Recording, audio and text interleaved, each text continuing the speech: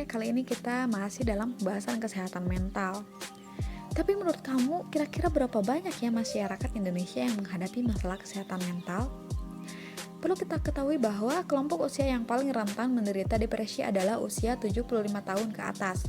Sebanyak 8,9% dari total penduduk berusia itu menderita depresi. Kalangan anak muda yang berusia 15 hingga 24 tahun juga menjadi kalangan yang paling banyak terkena depresi. Sebanyak 6,2% milenial muda depresi. Masalah kesehatan mental ini memang telah menjadi isu yang semakin ramai dibicarakan dalam beberapa tahun terakhir. Contohnya sampai ada filmnya Joker yang sedang ramai-ramai dibicarakan dan telah tayang di bioskop. Juga mengangkat topik mental illness ke dalam ceritanya. Sebetulnya apa saja jenis gangguan mental sih? Yuk kita simak ya. Yang pertama adalah gangguan kecemasan. Seseorang dengan masalah ini mengalami gangguan kecemasan saat merespons suatu objek atau situasi. Biasanya penderita akan mengalami rasa ketakutan yang hebat disertai dengan perubahan tanda fisik, seperti detak jantung yang semakin cepat, berkeringat, merasa pusing, serta sulit berkonsentrasi atau tidur. Kecemasan saat berada di tempat umum, kepanikan, dan fobia terhadap sesuatu juga termasuk ke dalam anxiety disorder. Penderita masalah ini hidup dengan perasaan penuh kecemasan, ketakutan, serta kekhawatiran berlebih. Nah, yang kedua adalah gangguan suasana hati atau mood disorder. Gangguan ini juga disebut gangguan afektif yang membuat penderitanya merasa sedih terus-menerus atau perasaan terlalu bahagia yang berlebihan. Perbedaan emosional atau fluktuasi dari perasaan bahagia menjadi sedih secara ekstrim juga termasuk gangguan ini, yang biasa kita kenal sebagai bipolar disorder. Beberapa contoh gangguan lainnya seperti depresi jangka panjang, gangguan afektif musiman, perubahan suasana hati, dan iritabilitas yang terjadi selama fase pramenstruasi, serta depresi karena penyakit fisik. Yang ketiga ada gangguan psikotik atau bisa dibilang psychotic disorder.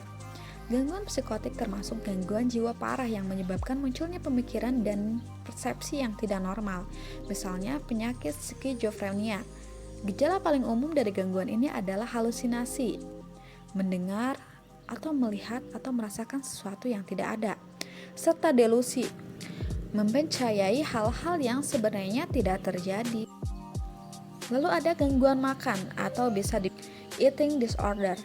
Eating disorder adalah penyakit serius dan sering kali fatal akibat gangguan parah pada perilaku makan seseorang. Gangguan paling umum adalah anoreksia, menganggap diri berlebihan berat badan padahal tidak. Atau bulimia nervosa, makan dalam jumlah besar yang kemudian dikeluarkan secara paksa, misalnya muntah, dan binge eating, makan berlebihan dan sulit dihentikan. Dan keenam ada gangguan kontrol impuls dan kecanduan atau impulse control and addiction disorder atau ICID. Orang dengan gangguan ICID tidak dapat menahan dorongan untuk melakukan tindakan yang dapat membahayakan dirinya atau orang lain. Beberapa contoh dari gangguan ini antara lain pyromania, menyulut tapi hingga menyebabkan kebakaran, dan kleptomania, mencuri. Penderita ini juga biasanya kecanduan terhadap alkohol dan obat-obatan atau kecanduan pada aktivitas tertentu seperti seks atau berbelanja. Nah, yang ketujuh adalah gangguan kepribadian atau personality disorder. Personality disorder adalah gangguan terhadap kepribadian seseorang dan membuat memiliki pola pikir, perasaan, atau perilaku yang sangat berbeda dengan kebanyakan orang. Jenis gangguan kepribadian antara lain borderline personality disorder, yaitu perubahan suasana hati yang intens, ketakutan akan ditinggalkan, perilaku impulsif dan tidak stabil. Gangguan lainnya adalah antisocial personality disorder yang membuatnya seperti mengabaikan perasaan atau kebutuhan orang lain, memanipulasi orang lain untuk kepentingan dirinya, tidak merasa bersalah atas tindakan buruk yang dilakukan, dan sebagainya. Ada gangguan stres pasca trauma atau post traumatic stress disorder atau PTSD. PTSD dapat muncul pada seseorang yang pernah mengalami kejadian traumatis atau mengerikan seperti pelecehan fisik dan seksual, kematian tak terduga dari orang yang dicintai, atau berencana alam. Kenangan tidak menyenangkan tersebut tidak bisa hilang dan membuat penderita PTSD cenderung mati rasa secara emosional. Lalu yang terakhir ada gangguan disosiatif atau bisa dibilang dissociative disorder. Gangguan ini adalah gangguan kejiwaan parah atau perubahan dalam ingatan, kesadaran, dan identitas umum tentang diri mereka dan lingkungan penderita. Gangguan disosiatif biasanya dikaitkan dengan stres luar biasa yang diakibatkan oleh peristiwa traumatis yang dialami atau disaksikan oleh penderita. Contohnya seperti gangguan identitas kepribadian ganda. Nah, jadi penting banget nih buat kamu generasi muda lebih aware terhadap isu-isu kesehatan mental. Jangan menganggap remeh masalah ini dan bantulah orang di sekitar kamu yang sepertinya menderita masalah mental.